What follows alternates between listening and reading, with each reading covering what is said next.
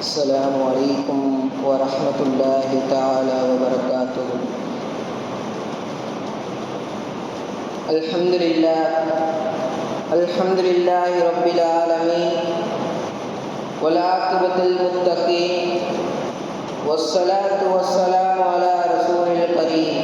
أما بعد، فقد قال الله تعالى في القرآن الكريم وفي الفرقان المجيد: بعد أعوذ بالله من الشيطان الرجيم، بسم الله الرحمن الرحيم، فقصص القصص لعلهم يتفكرون. قال نبينا صلى الله عليه وسلم: إنما الأعمال بالنيات. صدق الله العلي العليم.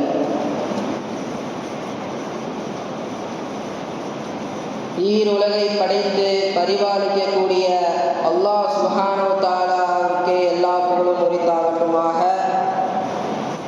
மேலும் மனிதர்களில் புனிதரான எல்லா நபிமார்களுக்கும் தலைவரான எம்பெருமானார் ஸல்லல்லாஹு அலைஹி வஸல்லம் அவர்களின் மீதும் அவர்களின் அடிச்சுவட்டை அடிவிரலாமல் அப்படியே பின்பற்றி வாழ்ந்த உத்தம சத்திய சஹாபாக்கள், தாபிஈன்கள், தபா தாபிஈன்கள், நாதாக்கள், சுஹதாக்கள், குறிப்பாக இந்த ஜுமாவுடைய நாளிலே அமர்ந்திருக்கக்கூடிய உங்கள் மீதும் என்னின் மீதும் அல்லாஹ்வினுடைய சாந்தியும் சமாதானமும் என்றென்றும் நின்று நிலவட்டுமாக. கண்ணியமிக்க அல்லாஹ்வினுடைய நல்லடியார்களே, இன்றைய தினம் நம் நாட்டினுடைய 79வது சுதந்திர தின விழாவை முன்னிட்டு நாம் தேசிய பற்றை ஆற்றி கொடியேற்றிவிட்டு அல்லாஹ்வினுடைய கட்டளை நிறைவேற்றுவதற்காக வேண்டி நாம் எல்லாம் அமர்ந்திருக்கிறோம். அல்லாஹ் சுப்ஹானஹு வ தஆலா தன்னுடைய திருமறையாம் அருள்மறையில் கூறியிருக்கிறான்: ஃபகுஸுஸில் கஸஸ லஅல்லஹும் யதஃபக்கரூன். அவர்கள் விளங்க வேண்டும் என்பதற்காக, அவர்கள் அறிந்து கொள்ள வேண்டும் என்பதற்காக வரலாறுகளை நீங்கள் எத்தி வையுங்கள் என்று அல்லாஹ் சுப்ஹானஹு வ தஆலா நபிமார்களுக்கு கட்டளையிட்டிருக்கிறான். நபிமார்களுக்கு என்றால் நபிமார்களுக்கு மட்டுமல்ல, அந்த வரலாறை தெரிந்தவர்கள் தெரியாதவர்களுக்கு கற்றுக் கொடுக்க வேண்டும். அல்லாஹ் சுப்ஹானஹு வ தஆலாவே குர்ஆனில் எழுதியிருக்கிறான். அதே போன்று இமாம்கள் கிதாபுகளை எழுதுவார்கள்: சொந்த வரலாறு தெரியாத சமூகம் வெற்றியே பெற முடியாதான். இந்த சுதந்திரத்திற்காக முஸ்லிம்கள் எவ்வளவு பாடுபட்டார்கள், எவ்வளவு இன்னல்களை அனுபவித்தார்கள் என்று சொன்னால் சொல்லிக்கொண்டே போகலாம். அவ்வளவு பிரச்சனைகளை சமாளித்துக் கொண்டிருக்கிறார்கள் இந்த முஸ்லிம்கள். ஆனால் அதையெல்லாம் இந்த நாட்டில் மறைக்கப்படுகிறது, புறக்கணிக்கப்படுகிறது. நமக்கெல்லாம் தெரியும், சுதந்திரம் வாங்கி கொடுத்தது யாரு என்று சொன்னால் புத்தகத்திலோ இல்லை வரலாறு புத்தகத்திலோ எதிரே படித்தாலும் சரி, முதலில் வருவது தேசத்தின் தந்தை, த ஃபாதர் ஆஃப் நேஷன் என்று சொல்லக்கூடிய மகாத்மா காந்தியை தான் நமக்கு தெரியும். அதை விட கொஞ்சம் அதிகமாக போனால் சுபாஷ் சந்திர போஸ் அவர்களை பற்றி தெரியும். ஆனால் அவர்களெல்லாம் 1947 சுதந்திரம் வாங்கும் பொழுது சுதந்திர போராட்டத்திற்காக ஈடுபட்டார்கள், இல்லை என்று நாங்கள் மறுக்கவில்லை. ஆனால் அதையும் காட்டிலும் குறிப்பாக முஸ்லிம் மன்னர்கள், முஸ்லிம்கள் அவ்வளவு தியாகங்களை செய்திருக்கிறார்கள். உயிர் தியாகம், பொருள் தியாகம் என்று எண்ணற்ற தியாகங்களை செய்திருக்கிறார்கள். அன்பு சகோதரர்களே, நாம் அதையெல்லாம் வரலாற்றை அறிந்து கொண்டு நாம் தெரிந்தவர்களுக்கு எத்தி வைக்க வேண்டும். அந்த சூழ்நிலையில் நாம் தள்ளப்பட்டிருக்கிறோம். இதே ஒரு இந்த காலகட்டத்தில் உள்ள ஒரு கிறிஸ்துவனோ ஒரு இந்து மதத்தில் உள்ள ஒரு மூலையோ அதில் உள்ள வரலாறுகளை மாற்றிருக்கிறதா என்று பாருங்களேன், இருக்காது. ஆனால் ஒரு முஸ்லீம் ஒரு விஷயத்தை செய்தார்கள் என்று சொன்னால் இந்த மொத்த சமூகமும் அதை மறுக்கத்தான் செய்கிறது. அதில் எந்தவித மாற்று கருத்தும் இல்லை. அன்பான சகோதரர்களே, அதே போன்றுதான் இந்த சுதந்திர போராட்டம் 1947 நடக்கவில்லை. அதற்கு முன்னால் 200 ஆண்டுகளுக்கு முன்னாளில் இருந்து இந்த சுதந்திர போராட்டம் நடந்து கொண்டுதான் இருக்கிறது. முஸ்லிம் மன்னர்கள் இருந்திருக்கிறார்கள், முஸ்லிம் ஆளும் பெருந்தகைகள் இருந்திருக்கிறார்கள். அவ்வளவு பேர் இருந்தும் இந்த முஸ்லிம் சமுதாயத்திலிருந்து ஒரு பேர் கூட நம்ம புத்தகத்தில் பார்த்திருக்க முடியாது. அப்படிப்பட்ட காலத்தில் நாம் தள்ளப்பட்டிருக்கிறோம். அன்பான சகோதரர்களே, நாம் விழித்திருக்க வேண்டும். இந்தியாவினுடைய டெல்லியில் இருக்கிற இந்தியாவினுடைய கேட்களை சென்று பார்த்தால் தெரியும். இந்திய சுதந்திர போராட்டத்திற்காக பாடுபட்ட கொல்லப்பட்டவர்கள் எத்தனை பேர் என்று அதில் எழுதியிருக்கும். மொத்த நபர்கள் 95,300 பேர். அதில் முஸ்லிம்கள் மட்டும் 61,395 பேர் இருந்திருக்கிறார்கள். அதாவது அந்த 3/2 பங்களவு தந்தது முஸ்லிம்கள் மாத்திரம்தான், வேறு எந்த ஒரு மதத்தினரும் வரவில்லை. அப்படிப்பட்ட நாட்டில், முஸ்லிம்கள் சுதந்திரம் வாங்கி கொடுத்த நாட்டில் நமக்கு தங்குவதற்கு இடமில்லை. இதையெல்லாம் எந்த விதத்தில் நியாயம் என்று நாம் சற்று சிந்தித்து பார்க்க வேண்டும். அல்லாஹ்வுடைய நல்லடியார்களே, அதே போன்றுதான் ஆங்கிலேயர்களுடைய ஆரம்ப காலத்தில், ஆங்கிலேயருடைய ஆட்சி காலத்தில் உலகம் முழுவதும் 90 நாடுகள் அடிமைகளாக இருந்தது. அதில் எந்த ஒரு நாடும் முன்வரவில்லை. நாங்கள் ஆங்கிலேயரை எதிர்க்கப் போகிறோம், எந்த ஒரு சலசலப்பும் ஏற்படுத்தவில்லை. ஆனால் முதலில் குரல் கொடுத்தது இஸ்லாமியர்களை நாம் ஆண்ட இந்தியாவில் தான் முதலில் குரல் கொடுக்கப்பட்டது. அதற்கு முன்னால் எந்த ஒரு நாடும் முன்வரவில்லை. இந்தியா முன்வர ஆரம்பித்தது எதன் காரணமாக?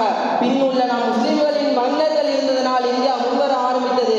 அதை பற்றி பிடித்து கொண்டு பின்னிருந்து கொண்ட நாடுகள் எல்லாம் வந்தது. அதே போன்று அந்த 90 நாடுகளில் முதல் சுதந்திரம் பெற்ற நாடும் இந்தியா தான். அதில் எந்த ஒரு மாற்று கருத்து நாம் தெரிவிக்க முடியாது. ஏனென்றால் அவ்வளவு தியாகங்களை செய்திருக்கிறார்கள்.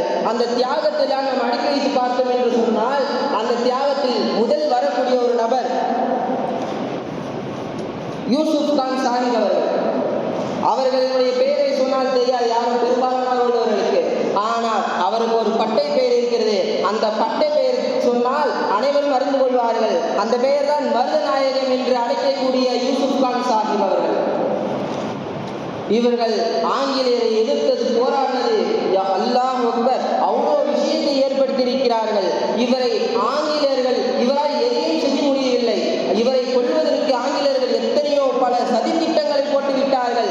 ஆனால் எந்த ஒரு நடவடிக்கையும், எந்த ஒரு சூழ்நிலையையும் இவர் மாற்றிக்கொள்ளவில்லை. அல்லாஹ் தஆலா இவர் அந்த அளவுக்கு பாதுகாத்தான். ஏனென்றால் இவர் அந்த அளவுக்கு இறைநேசராக இருந்தார்கள். நாம் அதை சரியான முறையில் தெரிந்து கொள்ள வேண்டும். அதே போன்று இவர் எப்படி கையிட்டார்கள் என்று சொன்னால், அந்த நயவஞ்சகன் ஆங்கிலேயன் என்ன செய்தார்கள் என்று சொன்னால், ரமலானுடைய மாதத்தில் நோன்பு வைத்துக் கொண்டிருந்தார் யூசுப் கான் சாஹிப் அவர்கள். நோன்பு வைத்துக் கொண்டிருந்த பொழுது லுகர் தொழுகையின் போது அவரை கைது செய்தார். அவர் இந்த நேரத்தில் எதுவும் செய்ய மாட்டார் என்று காட்டிக் கொடுத்தது ஒரு முஸ்லிம், காட்டிக் கொடுத்தது ஒரு இந்தியன். அந்த இந்தியன் காட்டி கொடுத்ததினால்தான் இவர் தொழுகையின் போது எதுவும் செய்ய மாட்டார் என்று சொல்லி அந்த யூசுப் கான் சாஹிப் அவர்களை கைதிட்டார்கள். கைதிட்டு 1764ஆம் ஆண்டு ஒரு மரத்தில் தூக்கிலிட்டார்கள். அப்போது அவர் பர்ம கலையை தேர்ச்சி பெற்றவராக இருந்ததனால் அவர் மூச்சை அடக்கி கொண்டு, எந்த அளவுக்கு என்றால் அவருடைய தொண்டையெல்லாம் வீங்கி கொண்டது. வீங்கி இருந்த அளவுகள் அவர்கள் மூச்சை அடக்கி கொண்டு 2 முறை ஆங்கிலேயர்கள் 2 முறை தூக்கிலிட்டார்கள். 2 முறையும் தப்பித்து விட்டார்கள். மீண்டும் ஒரு முறை நாம் தூக்கிலிடுவோம். எதுவரை என்று சொன்னால், அவர் சாகும் வரை நாம் தூக்கிலிட்டு கொண்டே இருப்போம் என்று சொல்லி அவரை அந்த மரத்தில் தொங்கவிட்டு முழுமையாக சாகும் வரை தூக்கிலிட்டார்கள். பிறகும் அந்த ஆங்கிலேயருக்கு வெறி போகவில்லை. அவரை அந்த தூக்கில் இருந்து இறந்தவரை எடுத்துவிட்டு அவருடைய தலையை ஒரு பங்காக, கால்களை ஒரு பங்காக, கைகளை ஒரு பங்காக, உடம்புகளை ஒரு பங்காக ஆக்கி அவருடைய உடல் மதுரைக்கும், கை நெல்லைக்கும், கால் தேனிக்கும், திருச்சிக்கு தலைக்கும், இந்த போன்ற விஷயங்கள் எல்லாம், இந்த உறுப்புகள் எல்லாம் அந்தந்த ஊர்களிலே பிணைத்து வைத்தார்கள்.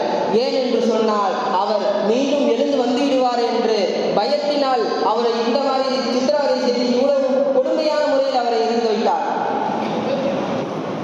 இதையெல்லாம் நாம் சற்று சிந்தித்து பார்க்க வேண்டும். யூசுப் கான் சாஹிப் அவர்கள் இவ்வளவு தியாகங்களை செய்தார்கள். அடுத்தபடியாக தியாகம் செய்தவரை நாம் யார் என்று சற்று சிந்தித்து பார்த்தோம் என்று சொன்னால், அன்பான சகோதரர்களே, the hero of independence war, இந்திய சுதந்திர போராட்டத்தின் கதாநாயகன் என்று அழைக்கக்கூடிய திப்பு சுல்தான் ரஹ்மத்துல்லாஹி அலைஹி அவர்கள். இவரும் ஒன்றும் வீரத்தில் குறைந்து போகவில்லை, வீரத்தில் முனைவி கொண்டே இருப்பார்கள். எதுவரை என்று சொன்னால், தன்னுடைய மரண தருவாயில் இருக்கும் பொழுது வரை அவர் சொன்ன ஒரு விஷயம், அவருடைய படை வீரர்களுக்கும், அவருடைய குடும்பத்தினர்களுக்கும், அவரை சுற்றி உள்ள எல்லா பேருக்கும் இந்த ஒரு விஷயத்தை சொல்லிக் கொண்டே இருப்பார்கள். 400-500 ஆண்டுகள் ஆடு மந்தைகளாகவோ மாடு மந்தைகள் சிங்கமாகவோ புலியாக வாழ்வது சிறந்தது என்று சொன்னார்கள். இதற்கு அர்த்தம் என்னவென்று சொன்னால், 400-500 ஆண்டுகள் ஆங்கிலேயருக்கு கீழ் நாம் அடிமையாக வாழ்வதை விட ஒரு நாள் சுதந்திரம் பெற்ற இந்தியாவில் வாழ்ந்து அன்னைக்கு செத்தாலும் சரி சிறப்பாக சாவோம் என்று சொல்லிக் கொண்டிருப்பார்கள் திப்பு சுல்தான் ரஹ்மத்துல்லாஹி அவர்கள். இவருடைய ஆட்சி காலத்தில் தான் இந்திய சுதந்திர போராட்டத்திற்கான முதல் அடிக்கு எடுத்து வைக்கப்பட்டுள்ளது. இவர்தான் இந்தியாவிலே அணு ஆயுதம் கண்டுபிடிப்பதில் முதலாளாக இருந்தார்கள். பீரிங்கி போன்ற பல அணு ஆயுதங்களை கண்டுபிடித்தவர். உலகிலே கூட இவர்தான் முதலில் அணு ஆயுதத்தை கண்டுபிடித்தவர் என்று அப்துல் கலாம் அவர்கள் the organs and international economic space exploration என்ற கித்தாபை ஆதாரமாக வைத்து த விங்ஸ் ஆஃப் ஃபயர் என்ற அவர் எழுதிய கித்தாபில் பதிவு செய்கிறார். திப்பு சுல்தான் ரஹ்மத்துல்லாஹி அவர்கள் கண்டுபிடித்த அந்த ஆயுதத்தில் நம்ம நாட்டிற்கு வேணென்றாலும் பெருமை இல்லாமல் போயிருக்கலாம். ஆனால் மற்ற உலக நாடுகளில் எண்ணற்ற பெருமை வாய்ந்தவர்கள் இந்த பீரங்கியை பார்த்து, இந்த அணு ஆயுதங்களை பார்த்து வாய் பிளந்து கொண்டு இருக்கிறார்கள் என்று த விங்ஸ் ஆஃப் ஃபயர் என்ற கித்தாபிலே அப்துல் கலாம் அவர்கள் எழுதியுள்ளார்கள். இவ்வளவு தியாகங்களையும் இவ்வளவு நற்செய்திகளையும் செய்திருக்கிறார்கள். 1799 திப்பு சுல்தான் அவர்கள் ஆங்கில நயவஞ்சகனால் முதுகில் சுட்டு கொல்லப்பட்டார். திப்பு சுல்தான் ரஹ்மத்துல்லாஹி அவர்கள் நெஞ்சில் சுடவில்லை, முதுகுக்கு பின்னால் நின்று கொண்டு மறைந்து கொண்டு சுட்டான் அந்த நயவஞ்சகன் ஆங்கிலேயன். அப்படிதான் 1799 அவர் இறந்து போனார். அப்பொழுது 1930ஆம் ஆண்டு ஜனவரி மாதம் அருளப்பட்டுள்ள ஒரு புத்தகம் யங் இந்தியா என்ற கித்தாபிலே காந்தியடிகள் கூறுகிறார்கள் திப்பு சுல்தான் ரஹ்மத்துல்லாஹி அவர்களை பற்றி. நாங்கள் இதுவரை எந்த ஒரு வீரனையும் பார்த்தது கிடையாது, எந்த ஒரு மன்னரையும் இதே போன்று பார்த்தது கிடையாது என்று திப்பு சுல்தான் ரஹ்மத்துல்லாஹி அவர்களை புகழ்ந்து சொல்கிறார்கள். சொல்லிவிட்டு இது முக்கியமாக குறிப்பாக சொன்னார்கள் என்னவென்று சொன்னால், திப்பு சுல்தான் ரஹ்மத்துல்லாஹி அவர்கள் உயிரோடு இருந்திருந்தார்கள் என்று சொன்னால் 1700களிலே நமக்கெல்லாம் இந்தியாவுக்கு சுதந்திரம் கிடைத்திருக்கும் என்று காந்தியடிகளே சொன்னார்கள். அப்படியெல்லாம் பேர் புகழ் பெற்ற திப்பு சுல்தான் ரஹ்மத்துல்லாஹி அவர்களை மறந்துவிட்டோம். நாம் மறதி ஏற்படலாம், ஆனால் இந்த அரசாங்கம் அதை மறுக்கிறது, அதை மேலும் புறக்கணித்துக் கொண்டிருக்கிறது. நாம் இன்னொருவரை சுற்றி காட்ட வேண்டும் என்று சொன்னால் பகதூர் ஷா சாஹிப் அவர்களை சுற்றி காட்டலாம். இவர் ஆங்கிலேயருடைய சூழ்ச்சியை எதிர்கொள்ள வேண்டியவர். ஆங்கிலேயர் எந்தவித சூழ்ச்சிகளாக இருந்தாலும் அதை தவிடுபடியாக்குவதில் முதலாவதாக திகழ்ந்தார்கள் பகதூர் ஷா சாஹிப் அவர்கள். அப்படி ஒரு பொழுது இவரை நாடு கடத்தினார்கள். இங்கே இந்தியாவை விட்டு இந்த இந்தியாவில் புரட்சி செய்து கொண்டிருக்கிறார் என்று சொல்லி இவரை நாடு கடத்தினார்கள். நாடு கடத்த போடும்போது இந்தியாவினுடைய மண்ணிலிருந்து ஒரு கைப்பிடி மண்ணை எடுத்துக்கொண்டு அவர் சொன்னார், நான் மீண்டும் இங்கு வருவனோ இல்லை என்று தெரியாது, நான் போக வேண்டிய இடத்திலே அங்கே இறந்துவிட்டேன் என்று சொன்னால் இந்த ஒரு கைப்பிடி மண்ணை என்னுடைய கபரில் போட்டு விடுங்கள் என்று சொன்னார்கள். அவ்வளவு தேசப்பற்று வாய்ந்தவர். இங்கிருந்து அழைத்து போனவர்கள், நாடு கடத்தப்பட்டவர்கள், ஆங்கிலேயர்கள் கடத்தினார்களே, அங்கு போயும் அவர்கள் சும்மா விடவில்லை. அங்கு சிறைச்சாலையில் இருக்கும் பொழுது அவருக்கு உண்ணுவதற்கு உணவு கொடுக்காமல், தண்ணீர் கொடுக்காமல் அவ்வளவு சித்திரவதை செய்தார்கள் பகதூர் ஷா சாஹிப் அவர்களை. ஒரு நாள் அங்கு இருக்கக்கூடிய அதிபர் ஹட்சன் என்பவன் ஒரு தட்டில் ஒரு மூடி போட்டுக்கொண்டு வந்திருந்தான். அப்போது அந்த பகதூர் ஷா சாஹிப் அவர்கள் சரி நமக்கு உணவு எடுத்து வருகிறார்கள் போல என்று நினைத்து கொண்டு சந்தோஷப்பட்டார். இத்தனை நாள் கழிச்சு உணவு கொடுக்கிறாங்களே என்று. அதற்கு அந்த தட்டி எடுத்து வந்து நீட்டி அந்த பகதூர் ஷா சாஹிப் அவர்கள் அந்த திரையை எடுத்து பார்த்தார்கள். பகதூர் ஷா சாஹிப் அவர்களுடைய 2 பிள்ளைகளுடைய தலை அந்த தட்டில் இருந்தது. அல்லாஹ் அக்பர். 2 பிள்ளைகளுடைய தலையில் இருந்தது. அப்போது அந்த நயவஞ்சகன் ஹட்சன் என்பவன் சொன்னான், இந்தா இது உன்னுடைய காலை உணவு, எடுத்து உண்ணு என்று சொன்னான். அந்த அளவுக்கு கீழ்த்தனமாக நடத்தினான் பகதூர் ஷா சாஹிப் அவர்கள். அப்போது பகதூர் ஷா சாஹிப் அவர்கள் அழுகவில்லை. அதை பார்த்து அந்த ஆங்கில அதிபர் கேட்டான், நீ ஏன் அழுகவில்லையா? உன்னுடைய கண்ணீர் என்ன மழுகிவிட்டதா? உன்னுடைய கண்ணீர் என்ன பற்றாக்குறை ஆகிவிட்டதா? உன்னுடைய கண்களில் இருந்து தண்ணீர் வராதா என்று கேட்டபோது அந்த பகதூர் ஷா சாஹிப் அவர்கள் சொன்னார்கள், மன்னர்கள் இதற்கெல்லாம் அழுவார்களா? மன்னர்கள் இதற்கெல்லாம் அழுவார்களா? என்னுடைய 2 மகன்களுடைய தியாகம் தேசத்தின் தியாகமாக நான் கருதுகிறேன் என்று சொல்லி அந்த நேரத்தில் கூட தேசப்பற்றை காண்பித்தார் பகதூர் ஷா சாஹிப் அவர்கள். கண்ணியமிக்க அல்லாஹ் நல்லடியார்களே, நாம் அதிகமாக தெரிந்து கொள்வது வரலாறு முக்கியமாக இருக்கிறது. இது இவர்களெல்லாம் மன்னர்களாக இருந்தார்கள். ஒரு கூட்டத்தை ஆங்கிலேயர்கள் எப்படி அளித்தார்கள் என்று சொன்னார்.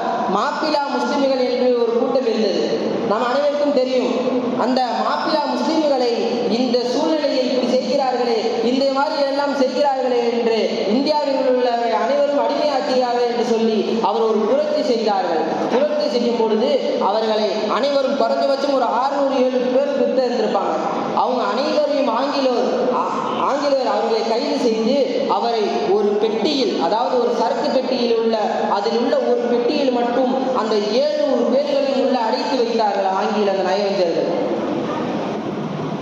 அவர்கள் அங்கிருந்து புறப்பட்ட அந்த சரக்கு பெட்டி கோயம்புத்தூரில் இறங்குகிறது. அதில் எத்தனையோ பேர் மூச்சு விடாமல் இருந்தார்கள். சில பேர் அழுது கதறியதனால் அவருடைய மலம் ஜலமெல்லாம் வெளியே வந்து அதனுடைய நாற்றத்தின் மூலமாகவும் இறந்து போனார்கள். இன்னும் சில பேர் அந்த நேரத்தில் உயிரோடு இருந்தார்கள்.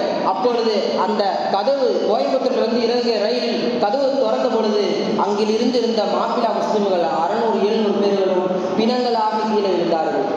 நாற்றம் அடித்து போய் பிணங்களாக இருந்தார்கள். அந்த அளவிற்கு நயவஞ்சர்களாக இருந்தார்கள் ஆங்கிலேயர்கள். அதையும் கூட சும்மா விடவில்லை. அதில் ஒரு 12 பேர் கிட்ட உயிரோடு இருந்தாங்க. அந்த 12 பேரையும் அழைத்து சென்று சித்திரவதை செய்தார்கள் ஆங்கிலேயர்கள். இதெல்லாம் வரலாறு குறிப்பு சான்றதாக இருக்கிறது. அல்லாஹ்வின் நல்லடியார்களே, நாம் சற்று சிந்தித்து பார்க்க வேண்டும். இந்த அளவிற்கு மாப்பிளா முஸ்லிம்களை தொலை தொந்தரவு செய்திருக்கிறார்கள் இந்த ஆங்கிலேயர்கள். இது எல்லாம் ஒரு அரசராகவோ ஒரு குழுக்களாகவோ இவருக்குடியெல்லாம் ஆங்கிலேய எதிர்த்தவர்கள் உண்டு. இதுவும் அல்லாமல் தனி நபராக இருந்து கொண்டு, தனி ஒரு மனிதராக இருந்து கொண்டு ஆளின் பெருந்தகைகள் இந்த சுதந்திர போராட்டத்திற்காக பங்கு பெற்றிருக்கிறார்கள். அதில் முதலாவதாக இருக்கக்கூடிய யார் என்று சொன்னால் அஹ்மதுல்லா சாப் அவர்கள் எவ்வளவு பெரிய வீரமிக்கவர்கள் என்று சொன்னால், அவர்களை காட்டி கொடுப்பதற்காக, அவரை அடையாளம் காட்டுவதற்காக இந்த ஆங்கில நயவஞ்சகன் 50,000 வெள்ளிக்காசுகளை தருகிறேன் என்று சொன்னான். இவங்க அந்த காலத்துல 50,000 வெள்ளிக்காசு சும்மாவா? 50,000 வெள்ளிக்காசுகள் தருகிறேன் என்று சொன்னான். அந்த நயவஞ்சகன் ஆங்கிலன் சொன்னதற்கு அந்த அஹ்மதுல்லா சாப் அவர்களை காட்டி கொடுப்பதற்காக 50,000 வெள்ளிக்காசுகளை தருகிறேன் என்று சொன்னார்.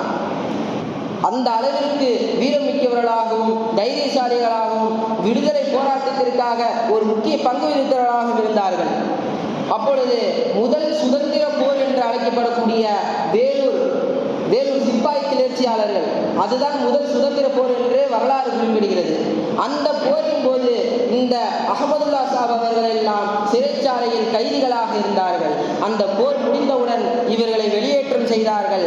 அப்போது அந்த அஹ்மதுல்லா சாப், மௌலானா அஹ்மதுல்லா சாப் அவர்கள் அயோத்தி மன்னராக இருந்த ஜஹான் நாசிர் அவரிடம் கடிதம் எழுதினார்.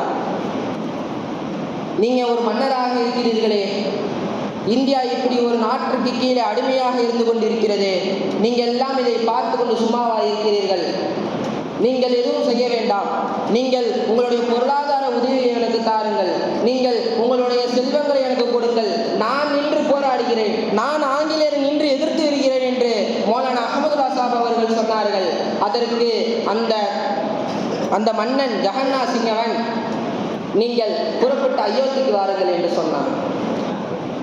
மௌலானா அவர்களும் அயோத்திக்கு சென்றார்கள். சென்று அவருடைய மன்னராட்சிக்கு அந்த அரசாங்கத்திற்கு முன் போய் நின்றார்கள். முதல் கதவு திறந்து இருந்தது. உள்ளே நுழைந்தார்கள்.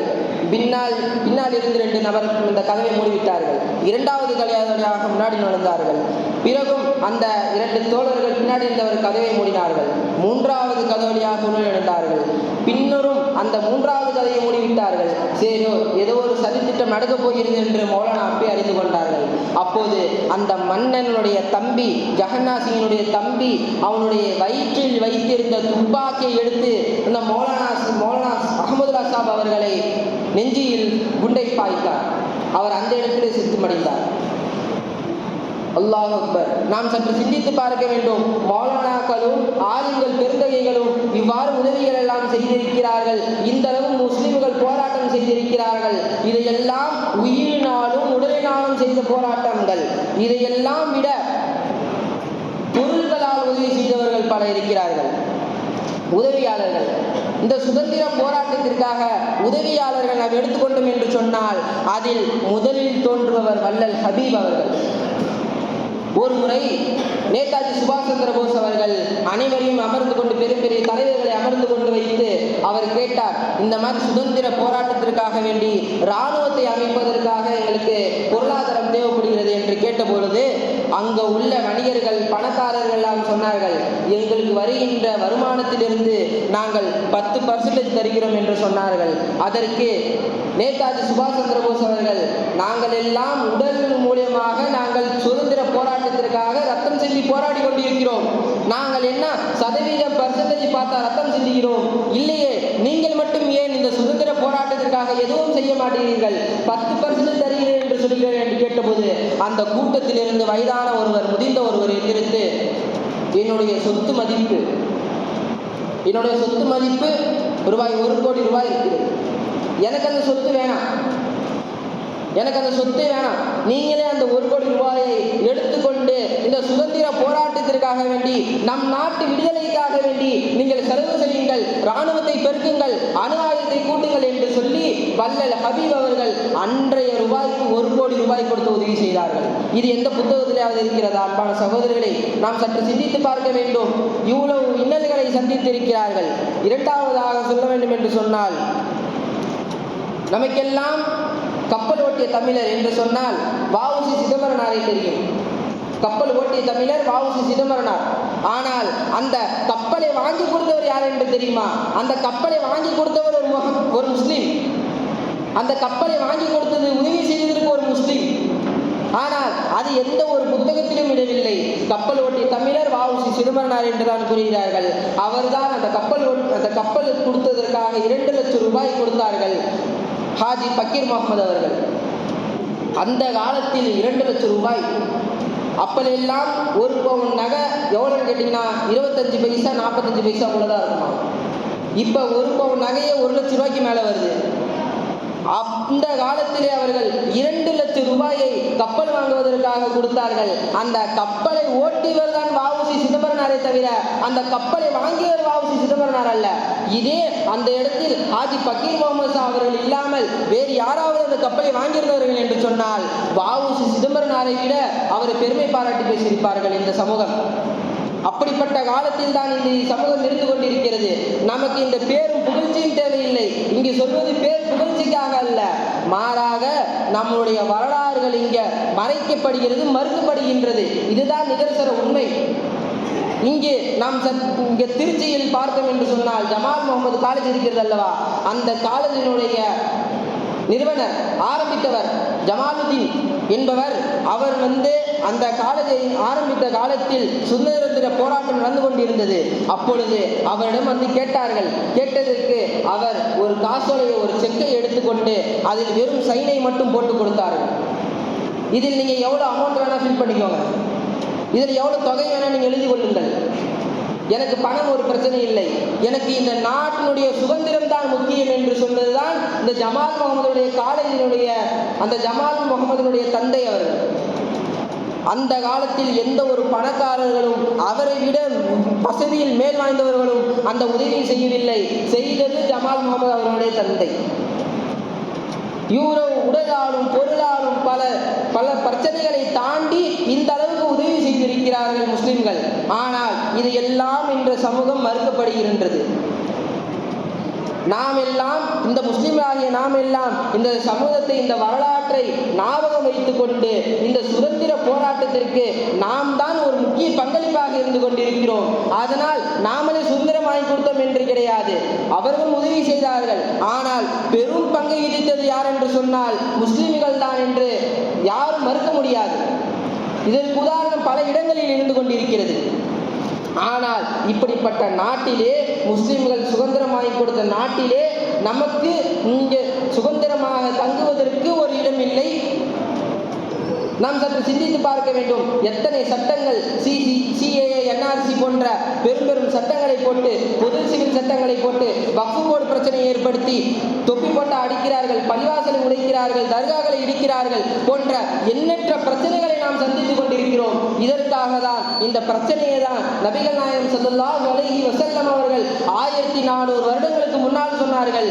ஒரு உணவு தட்டு இருக்கும், அந்த உணவு தட்டில் ஒரு 1500 பேர் 5000 பேர் கிட்ட அந்த உணவு தட்டில் இருந்து கையை வைப்பார்கள். அப்போது சொன்னார்கள், அதே போன்று வரக்கூடிய காலங்களில் முஸ்லிமை நோக்கி 1000 5000 கைகள் வந்து நிற்கும், முஸ்லிம்களுக்கு எதிராக வந்து நிற்கும் என்று சொன்னார்கள். அப்போது சஹாபாக்கள் கேட்டார்கள், யா ரசூலுல்லாஹ், அந்த நேரத்தில் முஸ்லிம்கள் குறைவாக இருப்பார்களா என்று கேட்டார்கள். அதற்கு நபி ஸல்லல்லாஹு அலைஹி வஸல்லம் அவர்கள் சொன்னார்கள், முஸ்லிம்கள் கடல் வெள்ளத்தை போன்று, கடல் அந்த நுரையை போன்று இருப்பார்கள், ஆனால் அவருடைய உள்ளத்தில் வகன் என்ற தன்மை வந்துவிடும் என்றார்கள்.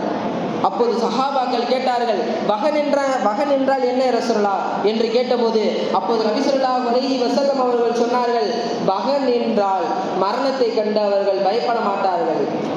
மரணம் எங்கிருந்து வேண்டாலும் வரலாம், எட்டிருந்து வேண்டாலும் வரலாம், ஆனால் அதை கண்டு அவர்கள் பயப்பட மாட்டார்கள். அவருடைய உள்ளத்தில் உலகத்தினுடைய வாழ்க்கை மட்டும்தான் இருக்கும், மரணம் சிந்தனை, நாளை மறுமை நோன் இருக்கின்ற சிந்தனையே இருக்காது என்று நபி ஸல்லல்லாஹு அலைஹி வஸல்லம் அவர்கள் சொன்னார்கள்.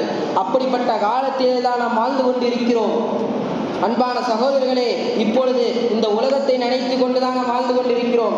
79 ஆண்டுகள் ஆகிவிட்டது சுதந்திரம் கிடைத்து, ஆனால் முஸ்லிம்களுக்கு இன்னும் இருட்டில் தான் இருந்து கொண்டிருக்கிறார்கள். அதுதான் நிதர்சன உண்மை. இந்த நாட்டில் இந்தியா இந்தியர்கள் தான் என்று சொல்கிறார்கள். அப்படி என்றால் இந்த நாடு நமக்கு தான் சொந்தம், ஆனால் நம்மையே ஒருவன் ஆட்டி படித்துக் கொண்டிருக்கிறான். அன்று ஆங்கிலன் ஆட்டி படித்துக் கொண்டான், இன்னைக்கு வேறொருவன் ஆட்டி படித்துக் கொண்டிருக்கிறான். அங்கிலிருந்து இங்கு வரை அங்கு என்ன செய்தார்கள் என்று சொன்னால், முஸ்லிம்கள் எதிர்த்து போராடினார்கள். இங்கு அந்த எதிர்த்து போராடுவதற்கான உண்டான சக்தி இல்லை. ஏன் என்று சொன்னால், நமக்கும் அல்லாஹ்விற்கும் உள்ள மத்தியினுடைய தொடர்பு இல்லை. இங்கு இதுதான் காரணம். கண்ணியமிக்க அல்லாஹ் நல்லடியார்களே, நாம் அல்லாஹ்வுடைய தொடர்பை ஏற்படுத்தி கொண்டு, அல்லாஹ்வுடைய சிந்தனையை அதிகமாக்கி கொண்டு, அல்லாஹ்விடத்தில் நெருக்கத்தை பெறுவதற்குண்டான கலிமா சொல்வது முதல், அவனுடைய கடமையை நிறைவேற்றுவது முதல், தொழுவது, நோன்பு வைப்பது, சரியான முறையில் ஜக்காத்தை கொடுப்பது, சரியான முறையில் ஹலால் ஹராமை பேணுவது போன்ற பல செய்திகளையும் பல இன்னல்களையும் நாம் சற்று கடைபிடித்தோம் என்று சொன்னால்தான் நாளை முஸ்லிம்களாகிய நாம் ஒரு முயற்சி செய்து ஒரு வெற்றி பெற்று இந்த அரசாங்கத்தை நாம் எதிர்க்க முடியும். இதற்கெல்லாம் ஒரு வைதிக்க வேண்டும் என்று சொன்னால், நமக்கும் நம்முடைய ரப்புக்கும் மத்தியில் உள்ள தொடர்பை நாம் நெருக்கப்படுத்திக் கொள்ள வேண்டும். அல்லாஹ் ஆகிறவன் இந்த அல்லாஹ்வுடைய ரஹ்மத்தை பெறுவதற்கும் அவனுடைய தௌஃபீக்கை பெறுவதற்கும் உண்டான பாக்கியத்தை அல்லாஹ் சுப்ஹானஹு வ தஆலா நம் அனைவருக்கும் தந்தருள்வானாக. வ ஆகிரு தஅவானா அல்ஹம்துலில்லாஹி ரப்பில் ஆலமீன். அஸ்ஸலாமு அலைக்கும் வரஹ்மத்துல்லாஹி வபரகாத்துஹு.